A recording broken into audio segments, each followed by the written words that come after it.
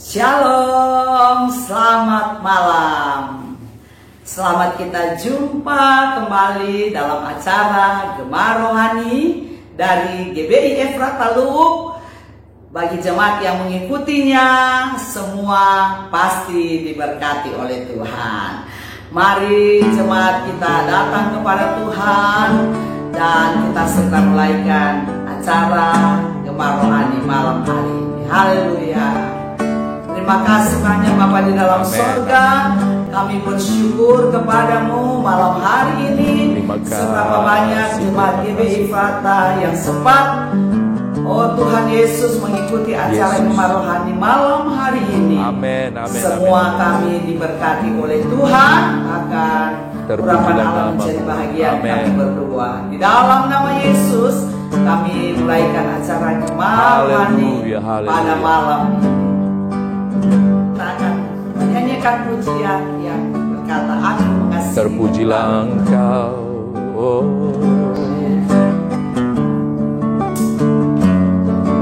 Haleluya. Aku mengasihi Engkau, Yesus, dengan segenap hatiku. Aku mengasihi Engkau, Yesus, dengan segenap jiwaku. Ku renungkan firman-Mu siang dan malam. Ku pegang perintah-Mu dan ku lakukan. Engkau tahu, ya Tuhan, tujuan hidupku hanyalah untuk menyenangkan hati-Mu. Aku mengasihi Engkau, Yesus, dengan segenap hatiku. Aku mengasihi Engkau, Yesus, dengan segenap jiwaku. Ku renungkan firman-Mu siang dan malam. Ku pegang perintah-Mu dan ku lakukan. Engkau tahu, ya Tuhan, tujuan hidupku hanyalah untuk menyenangkan hati-Mu.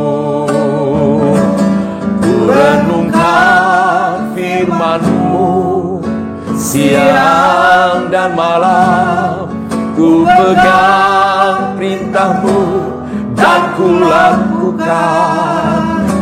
Engkau tahu, ya Tuhan, tujuan hidupku hanyalah untuk menyenangkan hati-Mu.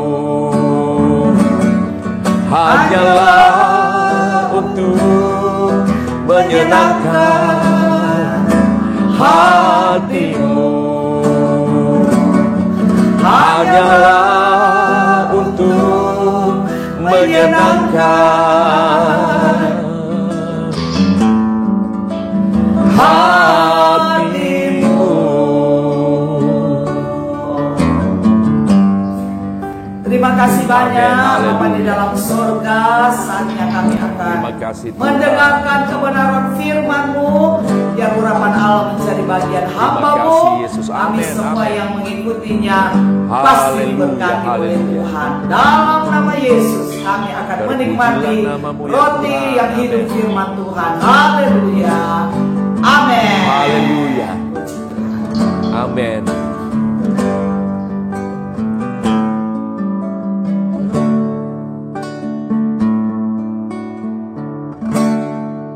Amin.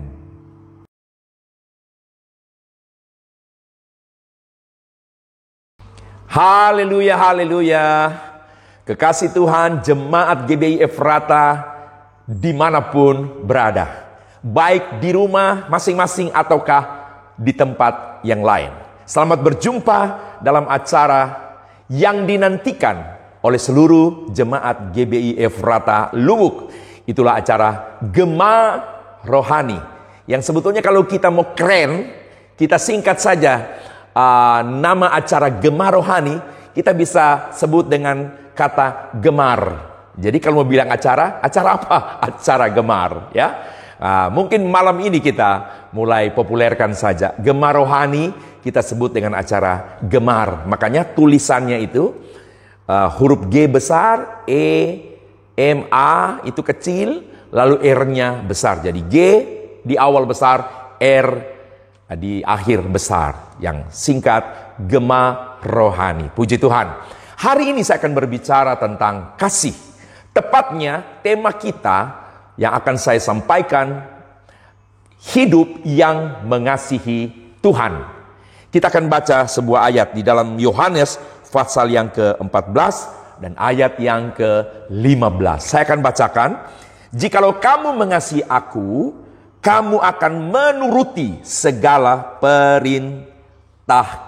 Puji Tuhan. Ayat ini sudah sangat populer bagi kita. Saya percaya kita semua sudah mengerti dan tahu tentang ayat ini. Nah, saudara, sebelum Yesus menyampaikan firman Allah ini kepada para murid ketika itu, di perikop sebelumnya itu ada sesuatu yang Yesus sampaikan yang merupakan janji.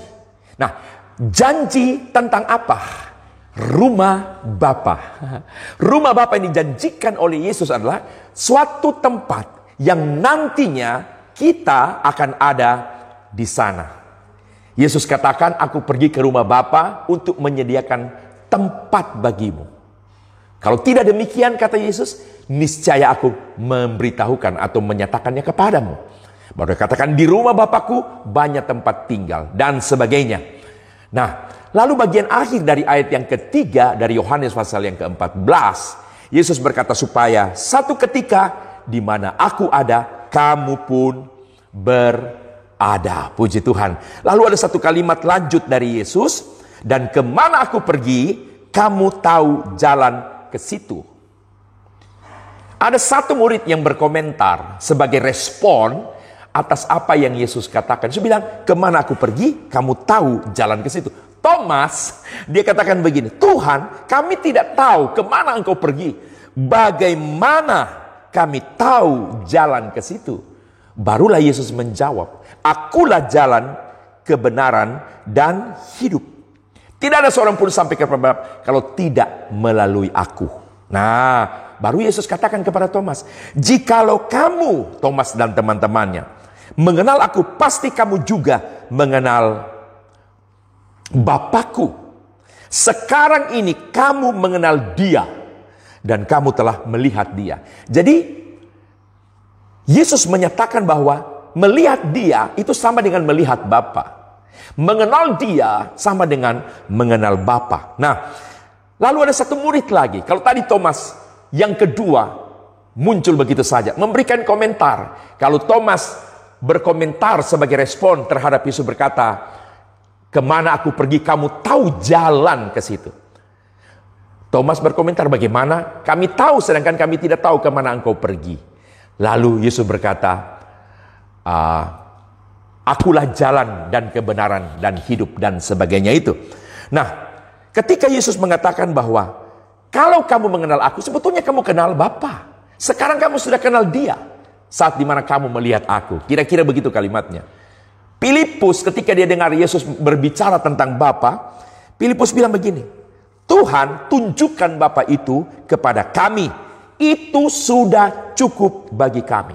Kata Yesus kepadanya, telah sekian lama aku bersama-sama dengan kamu, Filipus, namun engkau tidak mengenal aku. Barang siapa telah melihat aku, kata Yesus, ia telah melihat Bapa. Bagaimana engkau berkata, tunjukkanlah Bapa itu kepada kami, dan sebagainya, dan sebagainya. Nah, saudara, itu penyampaian Yesus mendahului kalimat firman yang sudah kita baca, bahwa jikalau kamu mengasihi aku, kamu akan menuruti segala perintahku.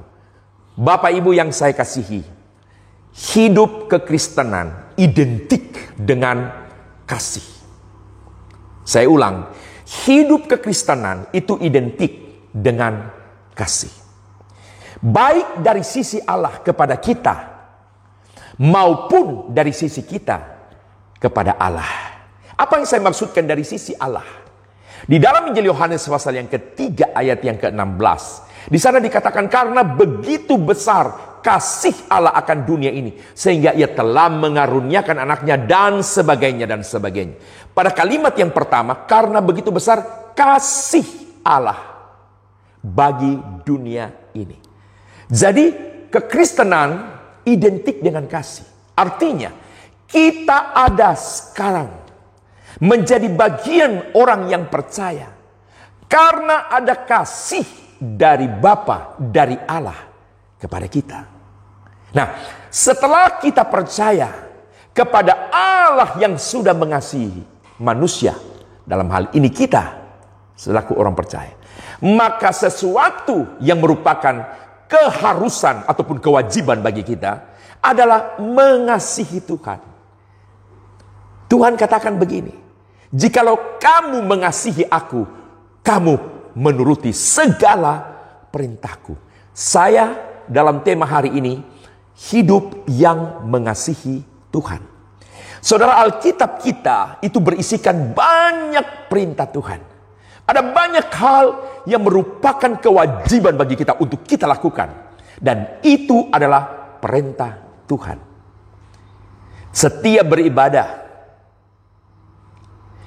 hidup saling mengasihi, hidup saling mengampuni, tidak membenci, tidak punya akar pahit, tidak punya dendam, dan sebagainya. Ada banyak sekali perintah yang Tuhan suruh. Peduli terhadap sesama. Ada satu perintah lagi. Firman Allah berkata, jangan membalas jahat dengan jahat. Tapi firman Allah berkata, balaslah kejahatan dengan kebaikan. Ini perintah Tuhan yang harus kita lakukan.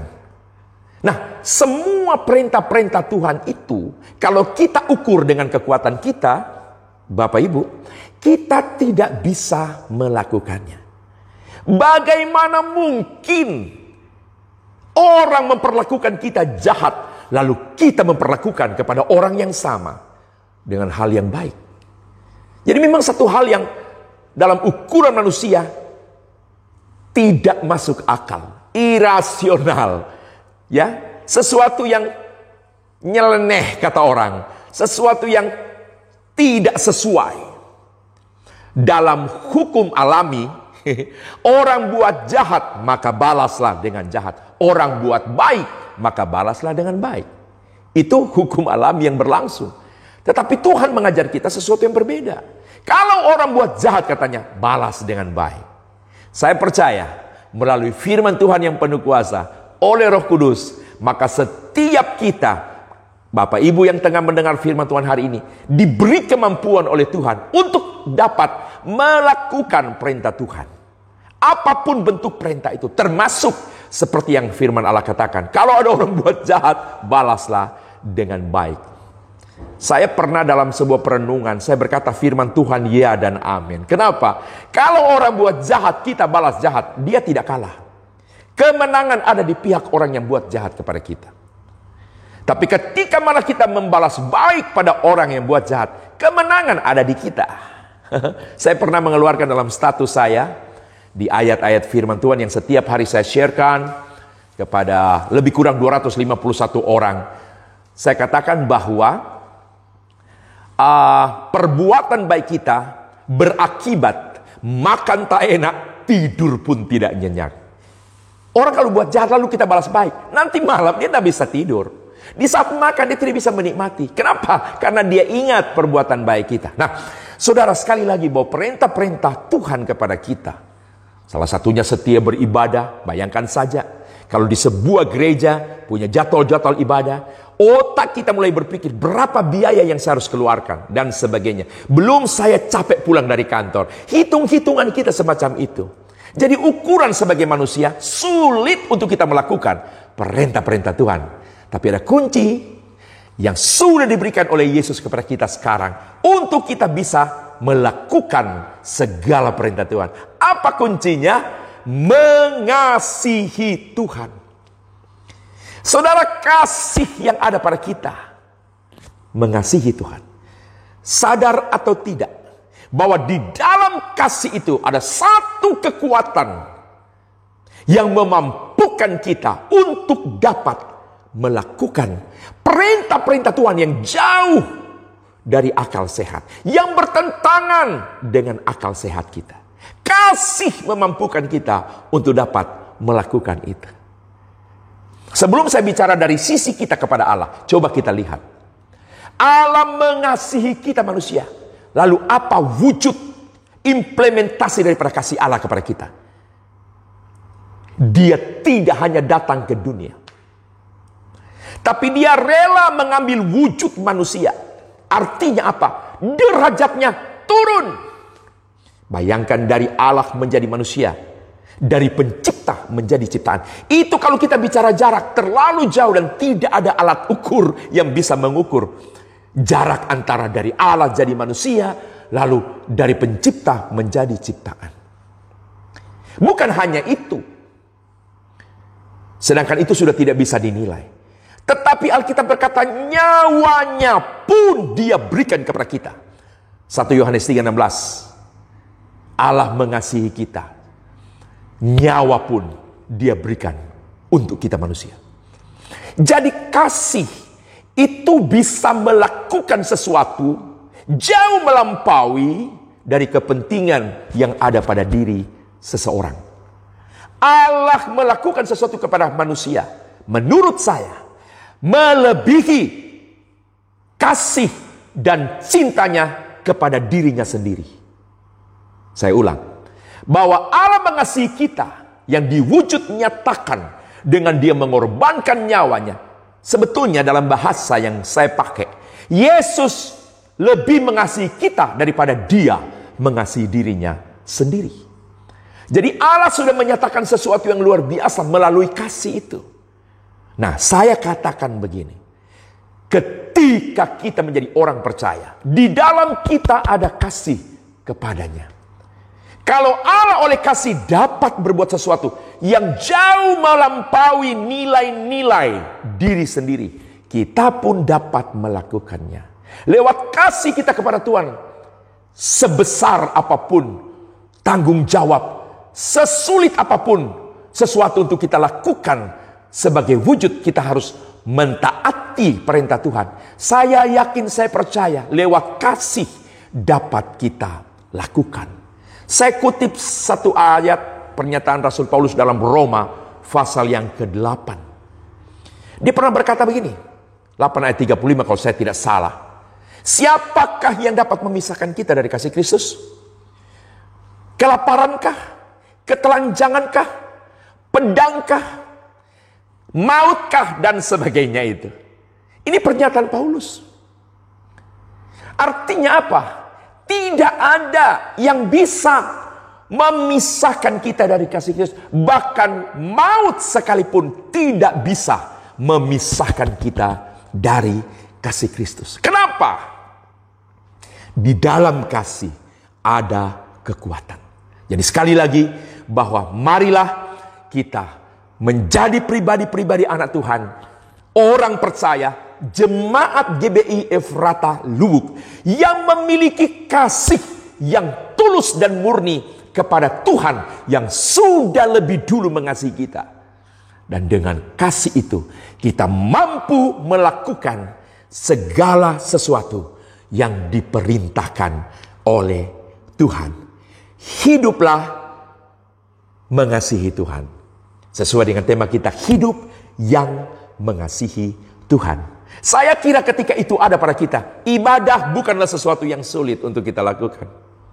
Memberikan korban persembahan bukan sesuatu yang sulit untuk kita lakukan. Mengembalikan milik Tuhan 1/10 bukan sesuatu yang sulit untuk kita. Saudara, saya hamba Tuhan pendeta yang tidak takut bicara perpuluhan. Ya, karena sudah terlalu banyak bukti yang saya lihat di dalam pengembalaan kami. Saya tidak pernah melihat dan tahu ada jemaat yang setia mengembalikan milik Tuhan, lalu hidupnya menjadi susah. Hidupnya menjadi lebih susah. Tidak. Justru dari susah menjadi senang. Dari sederhana justru berlimpah. Kenapa? Taat melakukan apa yang Tuhan perintahkan. Hanya saja kita jujur.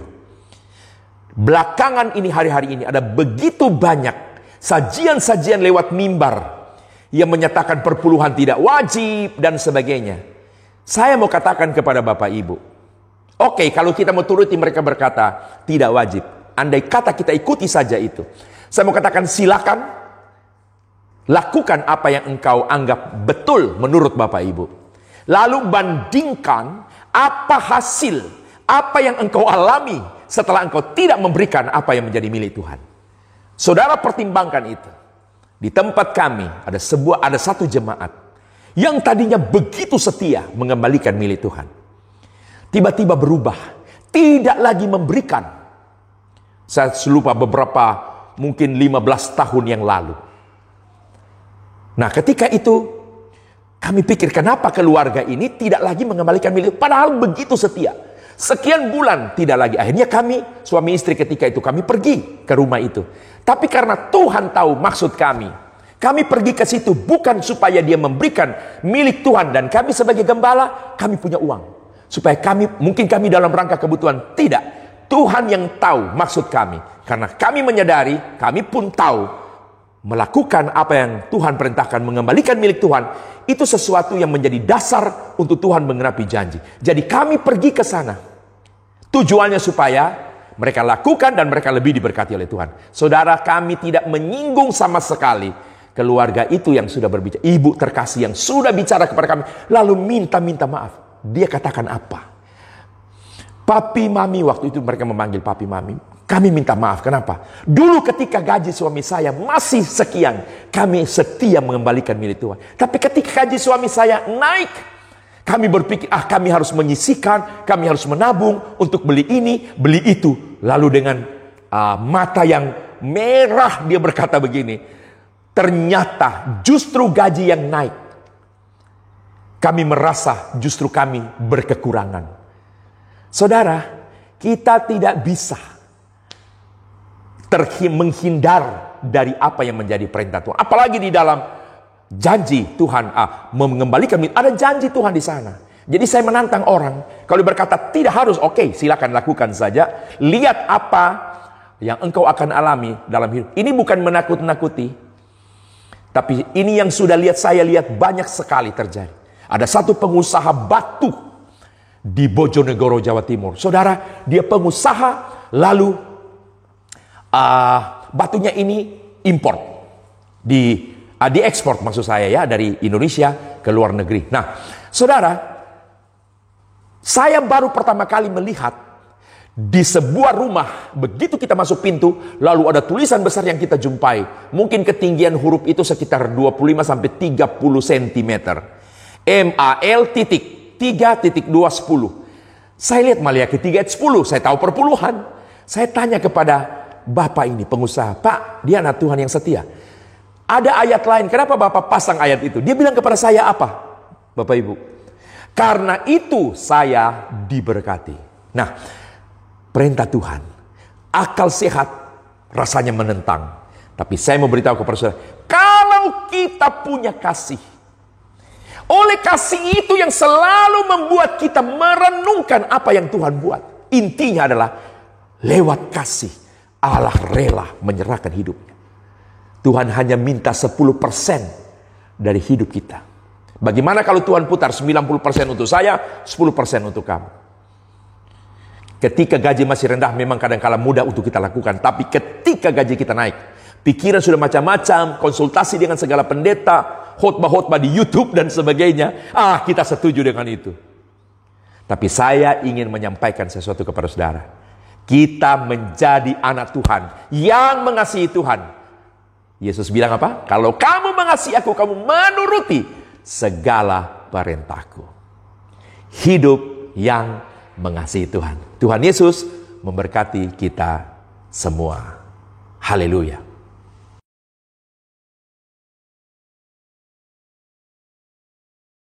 Haleluya, puji Tuhan. Semua jemaat GBI Efrata telah menikmati berkat ilahi, yaitu firman Tuhan yang menjadi makanan rohani dalam hidup kita. Dan saya percaya jemaat GBI Efrata yang sudah mendengarkan kebenaran firman Tuhan, semua pasti diberkati oleh Tuhan. Kita segera akan akhiri acara Gema Rohani pada malam hari ini. Mari jemaat semua kita angkat pujian, Ku Mau Cinta Yesus selamanya. Haleluya. Amin. Ku mau cinta Yesus selamanya. Ku mau cinta Yesus selamanya. Meskipun badai silih berganti dalam hidupku, ku tetap cinta Yesus selamanya. Ya Aba, Bapa, ini aku anakmu, layakkanlah seluruh hidupku. Ya Aba, Bapa, ini aku anakmu, pakailah sesuai dengan rencanamu. Ya Aba, ya Aba, Bapa, ini aku anakmu, layakkanlah seluruh hidupku. Ya Aba, Bapa, ini aku anakmu, pakailah sesuai dengan rencanamu. Pakailah sesuai dengan rencanamu. Pakailah sesuai dengan rencanamu.